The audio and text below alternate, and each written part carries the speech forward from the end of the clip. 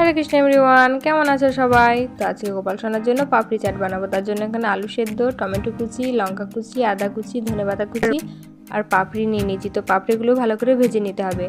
এরপর একটা বলে আলু সেদ্ধ, ছোলা সেদ্ধ, লঙ্কা কুচি, টমেটো কুচি, তো আমি এখানে চানাচুর দিয়েছি, তোমরা চাইলে সেও ভাজে দিতে পারো। আর এখানে আমি চাট মশলা দিয়েছি, লবণ, ভেজে রাখা পাপড়িগুলো আর তেঁতুলের চাটনি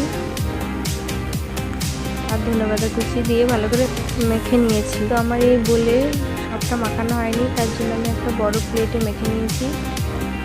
তো এরপর গোপাল সোনাকে ভোগ দিয়ে নেব। তো ভিডিওটা যদি কোথাও একটু ভালো লেগে থাকে তাহলে প্লিজ লাইক করবেন, কমেন্ট করবেন। দেখা হচ্ছে নতুন একটা ভিডিওতে। ততক্ষণে সুস্থ থাকবেন, ভালো থাকবেন। হরে কৃষ্ণা।